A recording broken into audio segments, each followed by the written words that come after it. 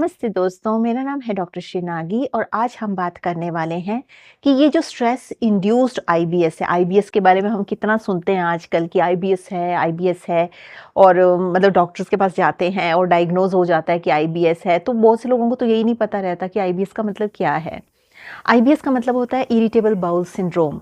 अब जब हम सिंड्रोम शब्द का इस्तेमाल करते हैं तो सिंड्रोम का मतलब होता है ग्रुप ऑफ डिजीजेस, मतलब कि इसका मतलब अलग अलग सिम्टम आता रहेगा। जैसे गेस्ट्राइटिस है, गेस्ट्राइटिस का हमें पता है कि इन्फ्लेमेशन है पेट में, तो इसकी ये एंटीबायोटिक देंगे तो वो ठीक हो जाएगी। पर जब हम आईबीएस बोल देते हैं मतलब कि हम वो उसको एंटीबायोटिक चाहे जो मर्जी देते रहें, कुछ दिन बाद वो रिलैप्स हो जाएगा। कभी एक सिम्टम आएगा, कभी दूसरा आएगा, कभी तीसरा आएगा, तो इसमें एंटीबायोटिक्स वर्क नहीं करते। तो इस चीज़ को सिंड्रोम बोला जाता है क्योंकि उसका लाइफस्टाइल ही उसका जो है वो ट्रीटमेंट है, एंटीबायोटिक्स नहीं है। क्योंकि अभी जैसे किसी को बहुत ज़्यादा लूज मोशंस लगे या क्रैम्प्स आए या कुछ भी, तो एकदम से एलोपैथी आपने मेडिसिन करी और वो ठीक हो जाएगा। पर जब सिंड्रोम की बात आ जाती है तो मतलब वो एक तरह से अनडायग्नोज्ड है, मतलब पता नहीं चल रहा कि क्या रीज़न है, किस वजह से पेट खराब हो रहा है। और फिर कह देते हैं कि स्ट्रेस इंड्यूस्ड है। तो स्ट्रेस तो आजकल दुनिया के मेरे ख्याल हर इंसान को है। पर ये है कि सब ट्राई करते हैं कि किस तरह से उससे कोप अप किया जाए। इवन डॉक्टर्स को भी स्ट्रेस है और जो वीडियोस बना रहे हैं उनको भी स्ट्रेस है।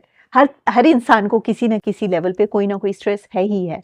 हम उस चीज़ को अवॉइड नहीं कर सकते, पर हम आयुर्वेद की कुछ ऐसी चीज़ें हैं जिसका इस्तेमाल कर सकते हैं जो कि हमें ये आईबीएस में राहत दें। अब आईबीएस जो है वो आयुर्वेद का जो एक डिजीज़ है जिसको गृहिणी बोला जाता है, उससे बहुत ज़्यादा उसका रिजेम्बलेंस है। और ये गृहिणी जो रोग है ये मतलब थोड़ा इसी से आता है कि लो डाइजेस्टिव फायर है या इम्बैलेंस्ड डाइजेस्टिव फायर है, तो उससे ये डिजीज़ होती है बड़े लंबे तक, अगर वो डाइजेस्टिव फायर ऐसे रहती है। पहले तो जो स्ट्रेस इंड्यूस्ड आईबीएस है, तो स्ट्रेस के लिए क्या करें? स्ट्रेस के लिए आप मेडिटेशन करें, माइंड के लिए मेडिटेशन करें, बॉडी के लिए योगा करें और एनर्जीज के लिए भी योगा करें। तो ये तो दो चीज़ें हो गई कि माइंड और बॉडी को तो हम ऐसे ट्रीट करेंगे। स्ट्रेस को तो अब हम हर जगह से हटा नहीं सकते क्योंकि हमें नहीं पता हमें कौन सी चीज़ स्ट्रेस दे जाएगी। किसी को एक चीज़ स्ट्रेस देती है, कभी दूसरे को दूसरी चीज़ स्ट्रेस देती है। तो जो मेरे लिए स्ट्रेसफुल है शायद आपके लिए वो स्ट्रेसफुल ना हो, और जो आपके लिए स्ट्रेसफुल है वो मेरे लिए स्ट्रेसफुल ना हो, पर स्ट्रेस तो रहेगा। तो इसलिए है कि अपने माइंड को और अपनी बॉडी जो है उसको योगा और एनर्जी लेवल पे उस पे काम किया जाए। पहले तो ये चीज़ है। तो उससे रिलेटेड आजकल इतना लिटरेचर है योगा से रिलेटेड और मेडिटेशन से रिलेटेड, तो वो आपने रेगुलर करना है। इसके अलावा आप ये कर सकते हैं कि जो खाना खाते हैं उसमें फ्रेशली कुक्ड फूड खाएं। टिन्ड कैंड पैक्ड फूड बिल्कुल ना खाएं। जंक फूड को बिल्कुल हाथ ना लगाएं। मिल्क की चीज़ें नहीं खाएं, दूध वाली चीज़ें, दूध को अवॉइड करें। और जो प्रोसेस्ड शुगर है उसको बिल्कुल बंद कर दें। नेचुरल शुगर का इस्तेमाल करें, गुड़ का इस्तेमाल करें, डेट्स, पाम शुगर या फिर जो ये होता है शहद, इसका इस्तेमाल करें।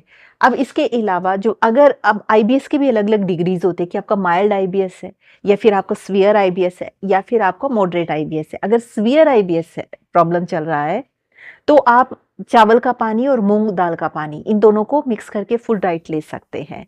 अगर मॉडरेट आईबीएस है स्ट्रेस इंड्यूस, तो आप थोड़ा सा चावल, पतले पतले चावल और खिचड़ी टाइप और उसमें थोड़ा पतली पतली दाल ऐसे करके खा सकते हैं। अगर माइल्ड है तो चावल और मूंग दाल पतली पतली, इस तरह से अगर आप खाएंगे तो आईबीएस के लिए बेस्ट है। इसके अलावा आप फ्रूट्स का इस्तेमाल कर सकते हैं, पर रॉ चीज़ों को कम खाएं। जो भी ऐसी चीज़ें हैं जो कोल्ड इंपोटेंसी हैं, ठंडी हैं, जो जिसका पोस्ट डाइजेस्टिव इफेक्ट जो है आपकी बॉडी पे वो कम ठंडा है, तो उन चीज़ों को कम करें, कम खाएं। और जो ये रॉ फूड का बोलते हैं बहुत ज़्यादा चल रहा है, किसी को आईबीएस है तो रॉ खाओ, बहुत ज़्यादा रॉ नहीं खाना है, लिमिटेड अमाउंट में रॉ खाना है। आईबीएस वालों को बहुत कम रॉ खाना है और ज़्यादा कुक्ड खाना है क्योंकि इनकी डाइजेस्टिफायर ऑलरेडी लो होती है और कुक्ड फूड के लिए को पचाने के लिए ज़्यादा डाइजेस्टिफायर की ज़रूरत नहीं होती। रॉ फूड को पचाने के लिए बहुत ज़्यादा डाइजेस्टिफायर चाहिए, तो इसलिए रॉ फूड जो है वो कम खाना है और बाकी फ्रेशली कुक्ड खाना है। ऐसा नहीं कि आज पका दिया तो आप 2 दिन बाद उसको खा रहे हैं या फ्रिज से निकाला हुआ खा रहे हैं। फ्रेश पकाया उसको 3 घंटे के अंदर कंज्यूम कर लेना है। इस तरह से अगर आप खाएंगे तो ये आईबीएस के लिए बेस्ट डाइट बन जाएगी। जो डिनर है उसमें रॉ अवॉइड करें, सूप, वेजिटेबल ज़्यादा इस्तेमाल करें और 6-7 से पहले पहले खाने की कोशिश करें। तो इससे जो है बॉडी सेल्फ हीलिंग में जाएगी और आपके आईबीएस में हेल्प होएगा, आपको नींद भी अच्छी आएगी। तो बस ये सारी चीज़ें आप अपनाएँ, इसके अलावा मेडिटेशन और योगा और ध्यान को बिल्कुल ना भूलें। तो ये सारी चीज़ें स्ट्रेस के लिए ये चीज़ हो गई, बाकी जो हमारे ब्रेन टॉनिक हैं जैसे कि शंखपुष्पी है, ब्रह्मी है, मंडूकपर्णी है, ये चीज़ें जो हैं, ये एज़ अ ब्रेन टॉनिक का इस्तेमाल करें, तो आपके ब्रेन को स्ट्रेंथन करेगा, तो स्ट्रेस कम होगा। तो बस ये चीज़ों का इस्तेमाल करें, जो आयुर्वेद का आप इस्तेमाल कर सकते हैं इसमें, वो ये चीज़ें हैं। अगर इन चीज़ों को आप अपनाते हैं लाइफ़स्टाइल में तो आईबीएस में बहुत फ़ायदा होगा। तो बस आज के वीडियो में इतना ही। अगर आप मुझे पहली बार सुन रहे हैं तो आप बेल आइकन दबा सकते हैं, सब्सक्राइब का बटन दबा सकते हैं ताकि जब भी मैं कोई वीडियो पोस्ट करूँ तो आप तक इन्फॉर्मेशन पहुँचे। इसके अलावा अगर आपका कोई क्वेश्चन है तो आप कमेंट सेक्शन में लिख सकते हैं। I will try to answer questions in the best possible way. अगर आप मुझसे कंसल्टेशन लेना चाहते हैं तो आप इस ईमेल आईडी पे लिख सकते हैं। I will try to schedule the consultation for you. So with this note, I would like to say stay healthy, stay blessed, take care. Bye.